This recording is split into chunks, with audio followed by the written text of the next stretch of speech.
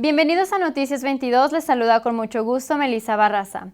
Un hombre está bajo arresto después de matar a su ex supervisor de una granja. El hombre de 38 años de Socorro, Texas, Sergio Meraz Nevares, fue quien le disparó a José Alfredo Ortiz Armendáriz, de 59 años.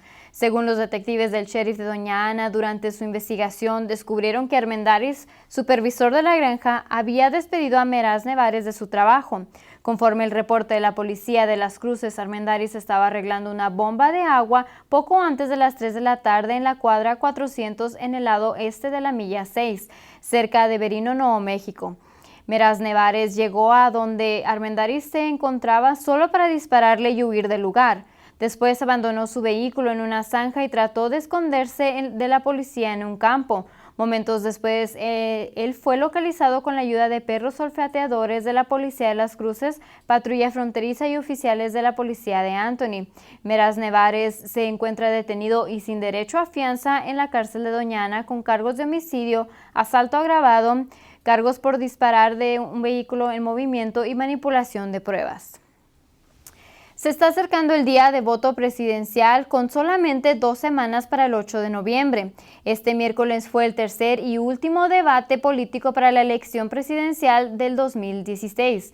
Este se llevó a cabo en la Universidad de Nevada en Las Vegas. La encuesta política más reciente de NBC muestra que la candidata demócrata Hillary Clinton cuenta con un 48% de apoyo y en un segundo lugar está el candidato republicano Donald Trump con un 37% de apoyo. En el Partido Libertario, Gary Johnson, el ex gobernador de Nuevo México, cuenta con un 7% y finalmente la candidata del Partido Verde, Jill Stein, con un 2%. Los maestros de Las Cruces deberán sentirse un poco más contentos mientras manejan al trabajo mañana.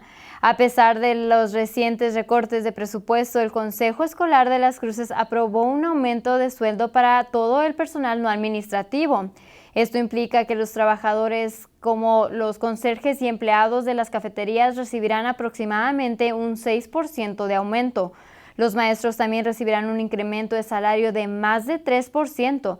Bajo estos cambios tendrán que tomar 3 días de trabajo sin salario. Este trato será efectivo hasta el 30 de junio del año 2018. La extradición de Joaquín El Chapo Guzmán de México a los Estados Unidos ha sido aprobada, pero pueden ser meses antes de que el líder del cartel de Sinaloa se encuentre en los Estados Unidos defendiéndose en un juicio. Esto es porque los abogados de Guzmán todavía pueden apelar la decisión. Mientras tanto, el juez federal a cargo del caso de Guzmán fue encontrado muerto este martes. Fue balaceado mientras corría. Guzmán es considerado uno de los narcotraficantes más poderosos en el mundo. Él y otros líderes del cartel enfrentan cargos por conspirar e importar más de 200,000 libras de cocaína a los Estados Unidos entre los años 1990 y 2005. Entre el 2007 y el 2012, el cartel de Sinaloa estuvo en una guerra de narcotráfico contra el cartel de Juárez para obtener el control de la plaza de Juárez, Chihuahua. Es posible que la llegada del Chapo sea a principios del año 2017. Otro tiroteo se registra en California hiriendo a 4 estudiantes. Según testigos, esto sucedió el miércoles poco después de las 3 de la tarde cerca del colegio privado Excelsior en San Francisco. Según la investigación de la policía, posiblemente uno de los estudiantes pudo haber sido el propósito de esta balacera. Les dispararon en el estacionamiento y ellos corrieron para encontrar refugio dentro del colegio. Uno de ellos se encuentra en estado crítico y los otros 3 fueron levemente heridos. La policía de San Francisco está en busca de 4 sospechosos del sexo masculino. La administración de Obama está eliminando el límite de $100 que los americanos tenían que seguir para poder traer productos cubanos como ron y cigarros a los Estados Unidos. La administración también está aumentando los límites que los barcos pueden traer desde Cuba a los Estados Unidos. Esto les dará la oportunidad a los investigadores cubanos y americanos de estudiar los efectos medicinales de este tipo de cigarros. De acuerdo al gobierno, esta normalización será la última antes de que el presidente Obama deje atrás su administración. También se dice que esta nueva norma no podrá ser cambiada en administraciones futuras. ¿Será un pájaro? ¿Será un avión? Pues no lo creo, más bien es la foto escolar más adorable del mundo. La pequeñita de 3 años, Caitlin Steinbach, decidió disfrazarse como Supergirl para su foto escolar. Su padre dice que de ninguna manera le iba a negar a su hija su opción de vestir debido a que él es el responsable del gusto heroico de su hija. La familia se ha disfrazado para varios eventos Comic-Con en el pasado. Vean nomás qué linda se ve Caitlin. Y con esto nos vamos a ver las condiciones del clima en la próxima semana. Cuéntanos, Evelyn. Gracias, Melissa. Yo soy Evelyn Sandoval con el pronóstico del clima. Para las condiciones del día de hoy, tuvimos cielos soleados con un poco de viento, con una alta a 74, vientos a 7 millas por hora, ráfagas a 14 millas por hora, humedad a 23%, punto de condensación a 34, barómetro a 30.08%. Para el clima del día de hoy, tuvimos una alta de 74, una mínima de 45, promedio fue a 77.45. Para el récord de temperatura anual, en 2007 tuvimos una alta temperatura de 89 grados. Para 1976 tuvimos una mínima temperatura de 33 grados. La precipitación fue a 4% y la lluvia anual a 7.16 pulgadas. Ahora vamos para las ciudades cercanas de Nuevo México. En Alamogordo tuvimos una mínima de 46, una alta de 73, Truth or Consequences, una mínima de 43 con una alta de 73, Silver sería 39 y una alta de 66, Las Cruces una mínima de 48 con una alta de 73 y El Paso una mínima de 55 con una alta de 79. Para la previsión de los 5 días de Las Cruces, para el viernes vamos a tener cielos soleados con una alta de 75, una mínima de 25. Para el sábado parcialmente soleado con una alta de 81 grados y una mínima de 57. El domingo parcialmente soleado también con una alta de 84 y una mínima de 58. Para el lunes una alta de 85 y con una mínima de 59. Y para el martes parcialmente soleado con una alta de 82 y una mínima de 55 grados. Ahora las condiciones actuales de México. En Ciudad Juárez va a estar a 24, Chihuahua a 25, Torreón a 25, Ciudad de México a 23, Guadalajara a 24 y Acapulco a 31. Para las temperaturas actuales de los Estados Unidos, en Seattle va a estar a 60 grados, San Francisco a 72, Los Ángeles a 95, Denver a 72, El Paso a 74, Chicago a 55 y Miami a 81. Y eso fue todo para el pronóstico del día de hoy. Ahora vamos con Deportes con Tania. Gracias, Evelyn. Hola, ¿qué tal? Yo soy Tania Barba con toda la acción deportiva. Y arrancamos con toda la acción del fútbol americano. El equipo de NMSU viajó a Idaho el pasado fin de semana para jugar contra los Vandals, quienes se mantienen en el 6º lugar. Los Aggies empezaron el juego con un momento brillante cuando Jared Phillips de NMSU interceptó la pelota en la zona de anotación y pudieron prevenir que Idaho anotaría los 6 puntos. Los Aggies tomarían una oportunidad para mover la pelota hacia la zona de anotación. Y en la tercera oportunidad, el quarterback Tyler Rogers conectó con Isaiah Lottie, quien corrió más de 60 yardas y anotó los primeros puntos para los Aggies. Y durante la mitad de los Aggies caerían 27-16, en donde los Aggies no pudieron responder con suficientes puntos para llegar a una victoria. Los Aggies perderían otro partido en la carretera con el marcador final de 55-23. Y los Aggies regresarán a casa este sábado para el partido anual rosa en honor al cáncer de mama.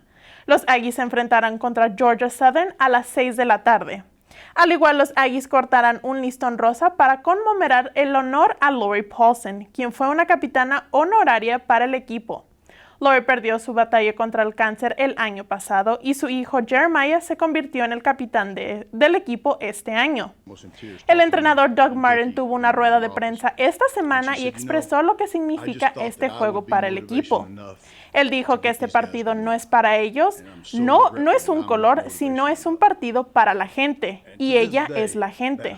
Él habló de una conversación que tuvo después de una pérdida en la cual Lori le comentó que a ella le hubiera gustado ser la motivación para los muchachos.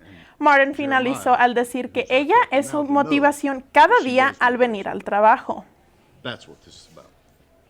Y en el mundo de la preparatoria, el equipo de Oñate recibió noticias difíciles la semana pasada, al tener que perder 4 de sus victorias. La escuela se unió en apoyo para el equipo el viernes pasado y a continuación le tengo el reporte completo. Los viernes por la noche usualmente están llenos de luces brillantes y sonidos de la banda de la prepa, al igual que la sección estudiantil. Pero el pasado viernes hubo un sonido diferente dentro de la prepa de Oñate. La escuela tuvo una asamblea en esperanzas de ayudar e apoyar el equipo de fútbol americano. El equipo de Oñate tuvo que perder el derecho a 4 de sus 5 partidos ganados por tener un jugador inelegible. La cafetería estuvo llena de estudiantes, al igual que el coro, orquesta, banda y el equipo completo de fútbol americano. Entrenadores asistentes, al igual que la presidenta del cuerpo de estudiantes, expresaron su apoyo para el equipo. El entrenador Brent Jacques dice que este caso es algo que definitivamente ha ayudado al equipo para unirse y que esto no será el fin para el equipo.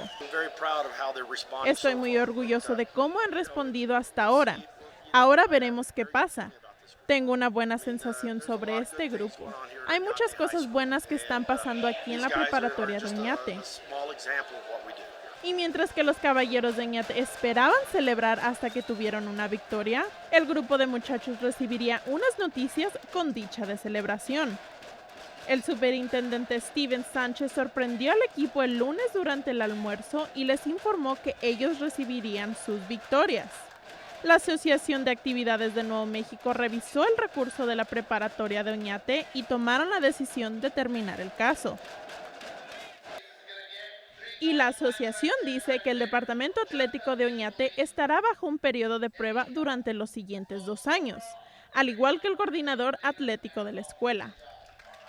Para Noticias 22 Deportes, yo soy Tania Barba. Y atención amantes del fútbol, esta semana se arrancaron las semifinales para la Copa MX. El rebaño sagrado se enfrentará contra el América para otra edición del Clásico y Toluca se enfrentará contra el Querétaro. Y en cuartos de finales, las Águilas del América pudieron volar sobre el campo al ganarle a los Jaguares de Chiapas 3-2, mientras que Toluca derrotaría a Puebla 2-0 y las Chivas Rayadas del Guadalajara ganarían 1-0 contra los Alebrijes. Y finalmente Querétaro vencería al Cruz Azul 3-1. Y en las ligas mayores las cosas se ponen más emocionantes cada día que pasa. En la Liga Americana, los Indios de Cleveland avanzan a la Serie Mundial al vencer a los Azulejos de Toronto 3-0 y terminan la serie de campeonato de la Liga Americana 4-1. Y en la Liga Nacional, los Cubs de Chicago han empatado la serie contra los Dodgers de Los Ángeles a 2-2.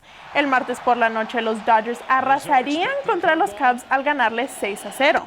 Pero los Cubs no se quedarían quietos al derrotar a Los Ángeles 10-2 el miércoles por la noche. El ganador de la Serie Nacional avanzará a la Serie Mundial y se enfrentará contra los Indios de Cleveland. Y eso será todo por hoy con toda la acción deportiva. Yo soy Tania Barba, regreso contigo, Melissa. Estamos a menos de un mes para los Latin Grammys en Las Vegas, Nevada. Nuestra reportera Leslie González nos trae esta historia sobre una artista que fue criada en nuestra región y es parte de las nominaciones de este 2016.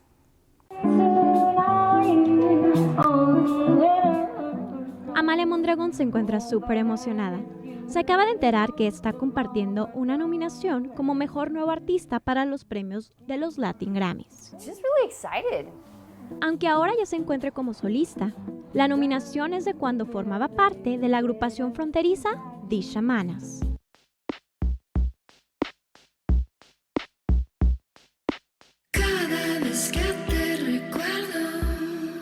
we only put three names Amalia on it dice, because we were just a trio. solo pusimos 3 nombres en el disco, porque al principio solo éramos un trío, Manuel Calderón, Héctor Carrión y yo. Y más tarde agregamos al baterista Alejandro Bustillos y Fernando Fonseca. Los 3 nombres principales en el disco somos nosotros 3. Desde su partida de la agrupación, comenzó su carrera como solista. Este 17 de noviembre, durante la ceremonia de los Latin Grammys, espera compartir la noticia de su lanzamiento como solista. Amalia nació en la ciudad acelerada de Los Ángeles, California, pero creció en la comunidad calmada y agrícola en la Unión Nuevo México. Creció cantando, tocando varios instrumentos y hasta fue parte de un mariachi.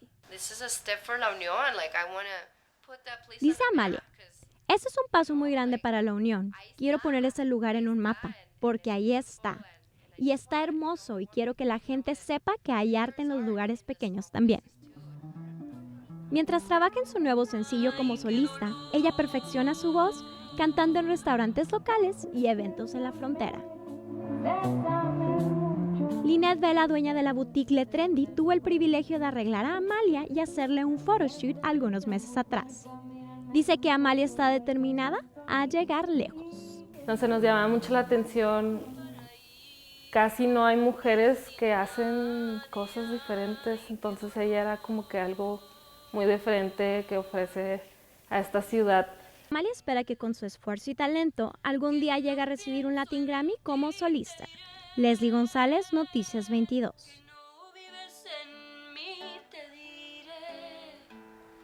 Que no lloro por ti.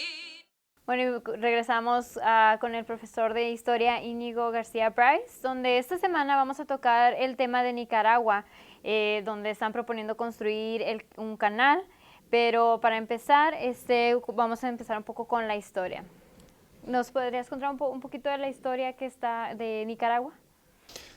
Bueno, Nicaragua es un país que originalmente fue parte de la República Centroamericana, que era una república más grande que se forma después de la independencia de México en los años 1820, pero luego se fragmenta en estos países más pequeños durante el siglo XIX.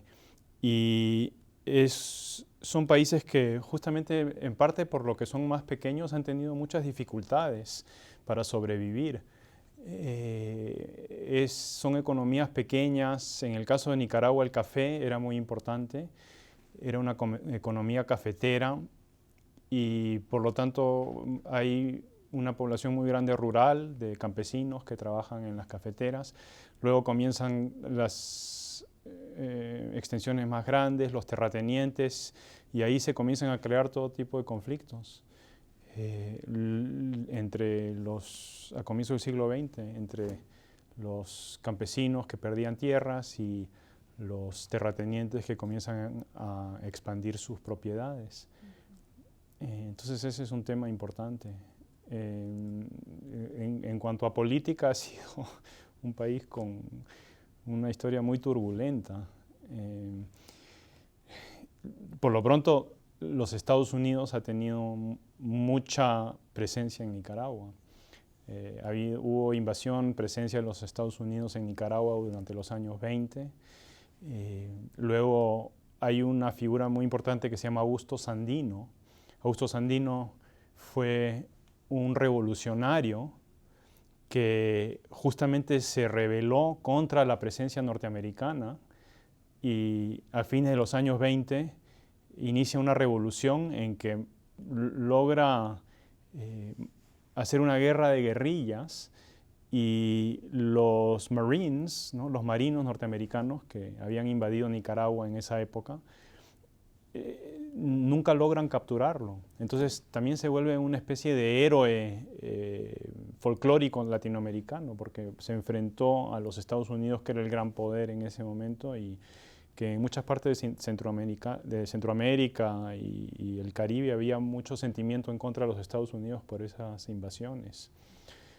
Puedo seguir tratando de resumir un poco, pero lo que termina pasando es que asesinan a Sandino y luego Nicaragua tiene una dictadura de muchas décadas bajo la familia Somoza, una dictadura muy, muy represiva, y se crea una situación de tremenda injusticia en el país porque los Somoza prácticamente se adueñan del país. Son los que tienen el poder político, pero también comienzan a acumular tierras y poder económico tremendo. Entonces prácticamente son dueños del país, y ahí es donde surge una revolución finalmente en 1979 con Daniel Ortega, que hace una revolución, la revolución sandinista, que era una revolución comunista, y logran derrocar este régimen. Y lo interesante es que, bueno, luego hay un proceso de paz, se vuelve un sistema democrático, pero Daniel Ortega nuevamente es presidente ahora, ¿no? Entonces estamos en la última parte de su mandato. Ahorita en presente, ¿qué es lo que es la situación por la que está pasando Nicaragua? ¿Están teniendo algún...? Bueno, en general es uno de los países más pobres del mundo. Hay una situación de mucha pobreza. Y se siguen hasta cierto punto también sufriendo los estragos de la guerra, del desplazamiento. Esa pobreza también se debe a esa guerra civil muy larga durante los años 80. Ahí nuevamente tenemos la presencia de los Estados Unidos, que intervino para tratar de derrocar a ese régimen, y incluso hubo un caso famoso que se llama el caso Irán-Contra aquí en los Estados Unidos en 1987, porque lo que hizo el gobierno americano y bajo el presidente Reagan es, como era ilegal que los Estados Unidos participara en esta guerra, lo que hicieron fue desviar fondos para poder darle armas y darle dinero a la guerrilla. Y bueno, fue todo un escándalo porque cuando se descubrió hubo un proceso legal en el Congreso, y es ya parte de la historia norteamericana. Pero los Estados Unidos también estaba poniendo minas en los puertos nicaragüenses. Entonces, con todo el poderío económico de los Estados Unidos, esto hace que la guerra haya sido mucho más violenta, y eso también causa estragos económicos. Entonces, de alguna manera, Nicaragua está sufriendo todavía los estragos de todas estas épocas de violencia, ¿no? Y encima hay terremotos, entonces hay también, ¿no? Han habido terremotos grandes que también, como sabemos, causan muchos problemas económicos en países pobres como Nicaragua. Así es.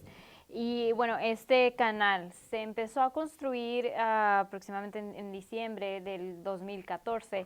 ¿Cuáles en realidad fueron los planes, o desde cuándo fueron los planes de este canal?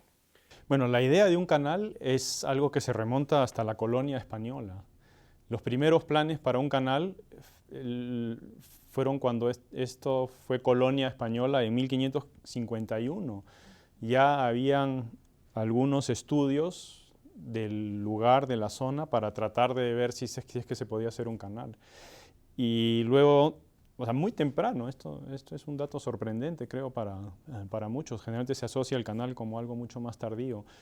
Y luego, nuevamente, en 1781, hacia el final del periodo colonial, nuevamente hay estudios de factibilidad. ¿Por qué?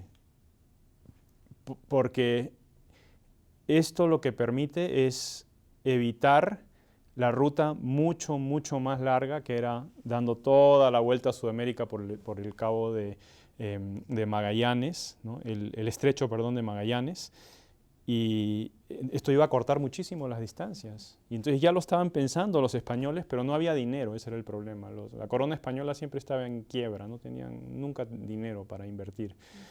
Ese era parte del problema. Luego se retoma en el siglo XIX, y los Estados Unidos también había tenido la idea de construir este canal, junto con el gobierno nicaragüense. Hasta en 1826, o sea, muy temprano, el Congreso norteamericano se le presentó un plan para hacer un canal en Nicaragua, y hubo varios esfuerzos a lo largo del siglo XIX. Finalmente el canal se construye en Panamá cuando los Estados Unidos retoman un proyecto francés, porque los franceses habían comenzado a construir el canal en Panamá. Y finalmente no se hace en Nicaragua, se hace en Panamá, que era más corto, en 1904. Y bueno, cuando se hizo, como todos saben, fue seguramente la obra de ingeniería, el canal de Panamá, más compleja y más costosa en ese momento en el mundo, ¿no? Una tremenda obra de ingeniería. Entonces el propósito de este canal fue, es acortar el camino para llegar a Nicaragua. Pero ¿quién? Bueno, para llegar tiene implicaciones globales, porque permite ir del Pacífico al Atlántico, ¿no? Entonces permite que la carga de los barcos fluya del Pacífico al Atlántico, y es un ahorro impresionante de dinero no tener que hacer ese viaje largo. Y también desde un punto de vista político, la persona que controla ese canal tiene mucho poder político. ¿Quién está construyendo este canal, perdón? Bueno, la ¿Quién China, está ¿no? proveyendo el dinero? El dinero viene de la China, de un empresario que se llama Wang Jing, un grupo empresarial que se llama HKND, y es un proyecto de $40 billones y que demoraría 5 años. El canal tendría 3 veces la longitud del canal de Panamá, y la ventaja que tendría es que sería un canal que es más profundo y más amplio. Entonces esto permite que una nueva generación de buques portacontenedores puedan atravesar ese canal con mucho más facilidad que el canal de Panamá. Entonces es una especie de mejora, ¿no? y tendría, por supuesto, gran acogida en vista del tamaño de estos buques y también la importancia estratégica de poder pasar por ahí, por Nicaragua. ¿Qué es lo que se piensa sobre la visión de tener zonas de comercio libre? Bueno, este es un tema muy controvertido y ahora lo estamos viendo justamente en las elecciones norteamericanas, porque se ha convertido en un tema para los Estados Unidos también, el comercio libre.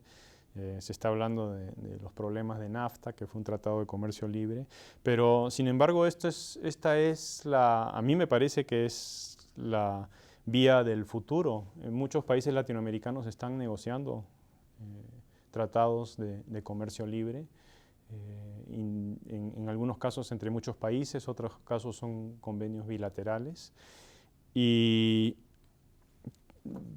como todo esto tiene ventajas y desventajas, ¿no? Y dependiendo del poder de negociación de los países. Pero lo que pasa es que en la situación de un país como Nicaragua es comprensible que, dada la situación de pobreza, tomen cualquier medida que puedan para tratar de generar recursos. Y una de ellas es a través de estos convenios, y el otro, y este es el argumento también para el canal, es que un canal de esa magnitud va a crear muchísimo empleo y entonces mejoras en el país. ¿Se tendría o por qué preocupar Estados Unidos por el interés de China en Latinoamérica y la amistad con el presidente Daniel Ortega? Sí, bueno, yo diría que sí. No sé si preocupar, pero tal vez sí sea una buena palabra, porque más bien lo que tendría que hacer los Estados Unidos es ponerle más atención a Latinoamérica. Es algo que tradicionalmente ha sucedido, en que los Estados Unidos ha tenido presencia en Latinoamérica. Sin embargo, en las últimas 2 décadas ha perdido presencia en Latinoamérica, y ciertamente la China ha comenzado a tener mucho mayor presencia en Latinoamérica. Hay países que ya tienen mayor volumen de negocios y de flujo económico con la China que con los Estados Unidos, y eso le da a la China una presencia importante, que era una presencia que antes tenía Estados Unidos. A mí me parece que es una política de muy corto plazo, la de los Estados Unidos, de no mirar el largo plazo y la ventaja de una conexión con Latinoamérica en base a la proximidad geográfica que hay con el continente. Y acordando con la Federación Internacional de Derechos Humanos, más de 100,000 personas tuvieron que cambiar de donde vivían para que la construcción empezara.